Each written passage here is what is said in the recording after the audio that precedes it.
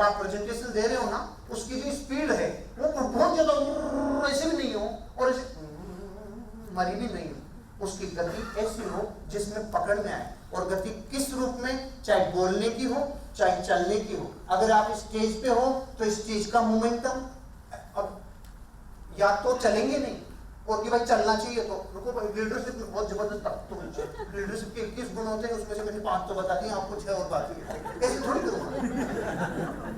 पर्याप्त गति मतलब रुके भी नहीं और मोमेंटम भी होता है, स्थिरता भी नहीं पूरी तरह से और मोमेंटम भी हो, यह है पर्याप्त गति। और बोलने में अगर मैं चालू हो जाता उधर तो भूल जाता उनको, और यहाँ पे आके एक ही तरफ एक ही जगह पे जबरदस्त तरीके से आपको लीडर अगर बनना है तो आपको 21 गुणों का पालन करना पड़ेगा। 21 गुणों में से आपको इन चीजों की साधना रखनी पड़ेगी। इन साधन को बरतने में आप अगर इन साधन को ठोकर खा जाएंगे तो आप ठोकर खा जाएंगे।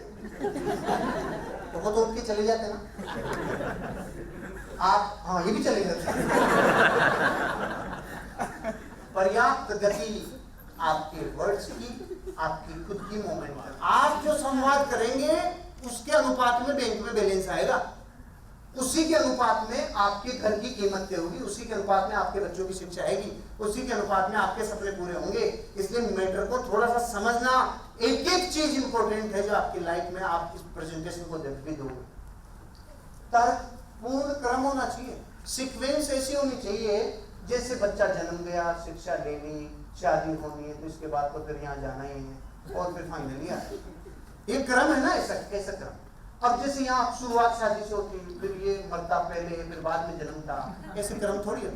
जब आप बात करें तो बातों का क्रम भी ऐसा ही हो, सीक्वेंस ऐसी हो, कौन सी चीज पहले बतानी, कौन सी बाद बतानी, कौन सी उसके बाद, कौन सी उसके बाद, कौन सी उसके बाद। ऐसा ही करते हो ना आप लोग। जब आप प्लान प्रेजेंट करते हो सामने वाले व्यक्ति को जिसको आप सेल्स के लिए जा रहे हो, तो उसको बताते टाइम आप भी एक सीक्वेंस फॉलो करो और लाइफ टाइम उस सीक्वेंस को पहले बना के जाओ। मुझे पहले रिटर्न के ऊपर बात करनी है कि इन्वेस्टमेंट के ऊपर बात करनी है कि मुझे लोकेशन के ऊपर बात करनी है कि मैं उसके किस फीचर्स पे बात करूंगा, ये सीक्वेंस पहले बना के चलो।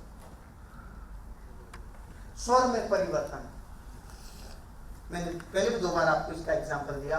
आपका स्वर कभी ऊपर कभी नीचे, कभी ऊपर कभी नीचे, राइट। नकल के बिना का प्रयास, आप दुनिया में किसी स्पीकर की नकल कर रहे हैं, आप किसी बात की नकल कर रहे हैं, उससे कहीं अच्छा है कि 4 को मिलाओ और 5वां खुद बनो। आप जितना ज्यादा लोगों से सीखेंगे बात करना, उतना ज्यादा आपकी बात में निखार आता चला जाएगा। लेकिन नकल के बिना प्रयास करने का प्रयास करेंगे तो असल बाहर आएगा दरअसल, क्योंकि आपके अंगुली के निशान दुनिया में वैसे ही किसी से नहीं मिलते। मतलब एक खूबी आप में सी जो दुनिया में किसी में नहीं है, तो फिर मतलब आपकी जिंदगी में आप ऑलरेडी इतने परिपूर्ण हैं, इतने परिपक्व हैं, जो आपको बहुत आगे ले जाने के लिए पर्याप्त हैं। तो प्रयास करिए आप बिना नकल, उदाहरणों का प्रयोग जरूर करिए, दृष्टांतों का प्रयोग करिए। जब भी लाइफ में कुछ समझाना हो, कुछ बात बतानी हो, किसी को कुछ रेफरेंस देना हो, किसी के बारे में भी आप बात कर रहे हो, एग्जाम्पल से बात करना, दृष्टांतों के बारे में बात करना। अगर शाहरुख अवेलेबल नहीं हो और दुनिया पूछे शाहरुख कैसा है, तो इसको दिखा के बताया जा सकता है ना ऐसा है। बोलो बोलो, कुछ आना तो करो भाई, अवेलेबल तो है ही नहीं वो, और दिखाना नहीं। दुनिया में जो लोग शाहरुख को नहीं जानते पूछे भाई वो कैसा है, ऐसा है, ऐसा है कि नहीं। जितना ज्यादा दृष्टांतों का प्रयोग करेंगे शैली और रुचि बढ़ती जाएगी, सामने वाले को सुनने का अंदाज, उसको समझने की दिलचस्पी बढ़ती चली जाएगी। ये जिस पेट्रोल पंप पे चौमू के आसपास में है, कहीं इसकी फोटो आई हुई है, ये सेम पार्टी ऐसी लगती है राजाओं की तरफ, समझ गए। अब ये कैसे है, इधर आ जाओ, चौमू चितौड़ी के बीच में आपको एग्जाम्पल से पता चलेगा, आपकी शैली में आनंद आ जाएगा। आप एग्जाम्पल से बताइए कि ये पार्टी कैसी है, कैसी नोटों पे आते हैं, हाँ आते हैं, आप समझ रहे हैं। जब ये देते हैं, ये देते हैं, तो अंदर से एक हंसी गुदगुदाती है कि नहीं गुदगुदाती, तो फिर आपकी बातों में इतना मरापन आएगा तो लोग कैसे लेगा। आपकी बात में दृष्टांत होंगे तो सामने वाले की रुचि बनेगी। मैंने बताया था, रुचि होगी तो एकाग्र होगा। वो कंसंट्रेशन कब आएगी, जब रुचि आएगी। रुचि कब आएगी, जब आप संगत कराओगे। संगत काहे की कराओगे, जितनी ज्यादा एग्जांपल्स की कराओगे उतना करीब आपके आता चला जाएगा। प्रश्नों का प्रयोग ध्यान रखना जिंदगी में। जिन लोगों को आप अपने सेल्स के लिए प्लान दिखाने जाते हैं ना, एक चीज का ध्यान रखना, वो प्रश्न कितने ही पूछ ले, प्रश्नों के जवाब प्रश्नों से देना। प्रश्नों के जवाब, प्रश्नों से दिया हुआ तरीका दुनिया का सबसे भारी है।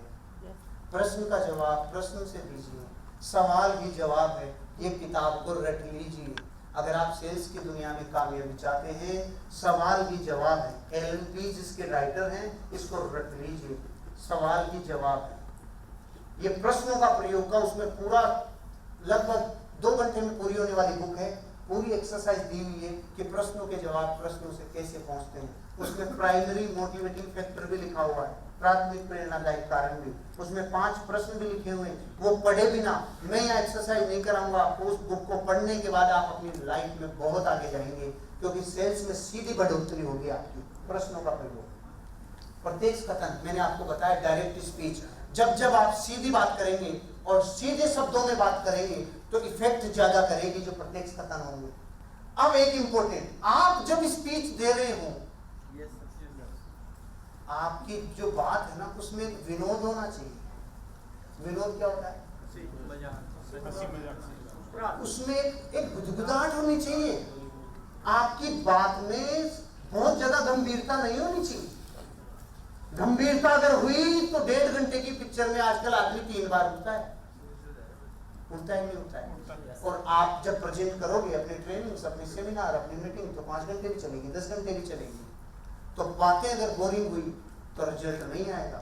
आप एक लीडर बनने जा रहे हो, आपको माहौल का पता होना चाहिए। कब माहौल किस जगह पे हंसी मजाक चाहिए, कब माहौल किस जगह पे गंभीर चाहिए, ये लीडर का गुण है, वो पता चलेगा। विनोदशील जो गुण है ये दुनिया में बहुत लोगों में पाया जाता है, लेकिन वो टेंडेंसी स्पेशल होती है कि दुनिया में विनोदशील होना भी एक अंदर की कला है।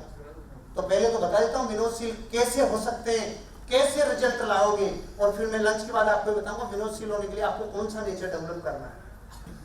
आपकी हर एक बात जो आप प्रेजेंट कर रहे हैं उसमें खुशी झलकनी चाहिए, उसमें अंदरूनी खुशी जज्बात पैदा होने चाहिए।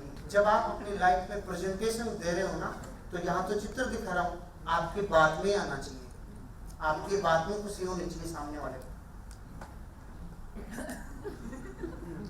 काफी सिखाया था अभी जब ये आए थे यहाँ पर। ऑलराइट, मौन अथवा विराम, मौन अथवा विराम कितने नंबर पे आ गए? इसका मतलब ये है, जब आप 5 लोगों के सामने बात कर रहे हो, 20 लोग हो, 50 लोग हो, 100 200 लोग हो, अगर बात करते टाइम बीच बीच में पीछे से कोई बोल रहा है, कोई कुकुर मुकुर कोई घुसर फुसर कर रहा है, और आप फिर भी बोले ही जा रहे हैं, आप एक अच्छे स्पीकर कभी नहीं बने। और एक रास्ता बता रहा हूं आपको, बहुत गहरा रास्ता है। वो घुसर फुसर जो होती है ना, उसको साइलेंट करने का।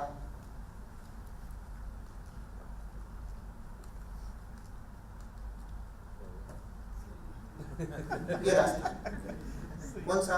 मौन और विराम दो अपने आप को। मौन वो वाला नहीं, अच्छा तुम बोल रहे हो तो मैं भी व्हाट्सएप देख लेता हूँ, ये वाला मौन। मौन मतलब इतनी निगरानी से, इतनी क्यूरियोसिटी, इतनी जिज्ञासा से नजरें फेरो कि चारों तरफ एक वाइब्रेशन जाए, यार कुछ क्या हो गया, क्या हो गया, क्या हो गया, क्योंकि वो अभी तो घुसर में घुसर साइलेंट होते सब यूं आएंगे, क्यों? उनको पता है कुछ छुप हो गया, चक्कर है कुछ ना कुछ, तो साइलेंस हो जाएगा ऑटोमेटिक। मौन अथवा देह भाषा का प्रयोग, बॉडी लैंग्वेज का इस्तेमाल, बॉडी लैंग्वेज का इस्तेमाल, बॉडी लैंग्वेज का इस्तेमाल करने के लिए आपके पास जो टेंडेंसी होगी, वो लंच के बाद पहला सेशन चालू होगा। ये टेंडेंसी बहुत ज्यादा सिखाएगी आपको। न्यूनतम प्रोत्साहन, थोड़ा बहुत लोगों को प्रोत्साहन दीजिए। जब आप किससे बात कर रहे होते हैं, जब आप किससे मिलने जाते हैं, जैसे आपने अपनी नई साइट जो लॉन्च की, नया प्रोजेक्ट जो लॉन्च किया, उसका प्लान दिखाने के लिए आप किसी फैमिली के पास गए, अब जाते डायरेक्टली जाते प्लॉट नहीं, पहले थोड़ा सा कुछ न्यूनतम प्रोत्साहन। आप उनके प्रेजेंट में जो उन्होंने अपनी जिंदगी में कुछ हासिल किया है, जो उन्होंने कुछ मेहनत की है, उसका रिवार्ड उनको बोलकर दीजिए। आपके घर के पर्दे बहुत अच्छे हैं, आपके घर में मैनेजमेंट बहुत अच्छा है, आपके घर पे जो वाइब्रेशन आ रही है बहुत अच्छी है। कितने गज में है आपका ये प्लॉट? कि साहब ये 150 गज में। ओहो, मुझे तो लगा ये शायद 250-300 गज में। इतने कम में इतना कैसे किया?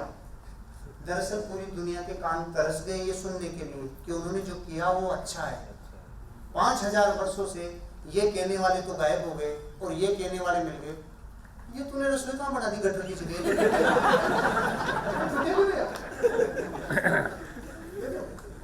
और ये बाथरूम कहाँ बना दिया? भैया तो ये तो पूरा जहाँ पूजा करे वहां तूने ये कर दिया, खिड़की की जगह तूने ये लगा दिया, ये टूटेगा पूरा। ऐसे टूटने वाले और बताने वाले और नेगेटिव की तरफ ले जाने वाले तो करोड़ों हैं, लेकिन रियल में जिसने कुछ इतना सा भी अचीव किया उसकी सच्ची तारीफ करने वाले लोग दुनिया में अब नहीं है। क्यों? सब खुद की डिमांड कर रहे हैं, मेरी कोई नहीं सुनता तो मैं किसी को नहीं सुनता। आप समझ रहे बात को? ध्यान रखना, दुनिया में जो लोग तारीफ के लिए डिजर्व करते हैं, एक सच्चा लीडर उनकी हमेशा तारीफ करता है, और जो तारीफ के लिए डिजर्व कर रहा है और आपने उसकी तारीफ नहीं की, उस दिन आपके अकाउंट में से आपकी तारीफ उतनी कम हो गई। ये ध्यान, ये नियम है, ये प्रकृति का रूल है। जो जिस चीज के लिए डिजर्व कर रहा है, आपने अगर उसको वो नहीं दिया, आपने वो तारीफ नहीं की, तो ध्यान रखना 101% लाइफ में उतना क्रेडिट आपकी माइनस है। ये रूल है दरअसल। तो न्यूनतम प्रोत्साहन का मतलब जिंदगी में आप अपनी, अब जब आप अपने ऑफिस जाते हैं, जब आप अपने सेल्स टीम से मिलते हैं, जब लोगों से मिलते हैं, आप जरूर उनके उस मेहनत का जो उन्होंने किया है उसकी तारीफ करिए। आपने इस महीने बहुत अच्छी सेल्स की, आपने रियल में बहुत अच्छा एप्रिशिएबल आपने काम किया है, बहुत ही अच्छा, आज आप बहुत अच्छे लग रहे हैं, आज आपका ड्रेस कोड बहुत ही अच्छा है, आज आप जबरदस्त, ये वो जो आपके पास लाइफ में उनके लिए है वो दीजिए। इसे कहते हैं न्यूनतम प्रोत्साहन। ये डोज है, उसके लाइफ में कुछ और कर गुजर रहे हैं। और सबसे इंपॉर्टेंट 24 समयानुकूल परिस्थिति। आपकी जो प्रेजेंटेशन है, आपने ये बोला मैं सामने वाले को कि मैं आपको 1 घंटे में ये बात पूरी बता के जाऊंगा, 1 घंटे के बाद 1 मिनट में मत रुकना। आपने अगर बोला कि मैं आपसे 8 मिनट बात करूंगा, तो 9 मिनट मत रुकना। कल मैंने विशाल मेगा मार्ट के सामने गाड़ी मेन गेट के सामने पार्क की, तो मैंने उसको बोला कि भैया मैं 2 मिनट में आ जाऊंगा वापस। तो गार्ड ने मुझे बोला कि आपको मैं 5 मिनट देता हूँ, अगर आप 5 मिनट में नहीं आए तो मैं हवा निकाल दूंगा। तो मैं तो लाइफ में एनी टाइम ऐसी जगह पे जहाँ कुछ भी ऐसा नया हो रहा हो तो उसमें बहुत इंटरेस्ट होता है। तो रियल में मैं लगभग 1:45, क्योंकि मैंने 2 बोली थी, तो मैं उस काम को फिर अंदर जाकर और भी कर, 10 मिनट 15 मिनट लग सकती थी। लेकिन जब एक बात हो गई, किसी से कुछ अनजाना वादा हो गया, तो वो उसने मुझे आने के बाद एक गार्ड ने बोला कि भाई साहब मैं दिन में बहुत लोगों को बोलता हूँ कि हवा निकाल दूंगा, मैं तो आज तक किसी की नहीं निकाली हवा, लेकिन पहले आदमी हूँ जो कह के गए और उस टाइम पे आ गए। मैंने कहा यार कितनी गहरी शिक्षा दे दी इस आदमी ने, इसने एवरेज बता दिया, वहाँ का लो ऑफ एवरेज कि साहब मैं बहुत लोगों को कहता हूँ लेकिन वहाँ से लोग टाइम पे आते नहीं और कह जाते हैं। ऐसे जिंदगी में आप छोटी छोटी परीक्षाओं में कई बार पास होगे आम जिंदगी में। समयानुकूल परिस्थिति।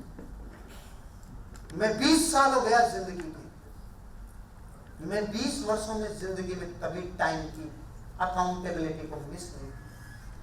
मैं 20 वर्षों में जिंदगी में अगर किसी को मैंने कहा ना मैं इतने बजे आपके पास आऊंगा, मैं 20 सालों में उतने बजे पहुंचा।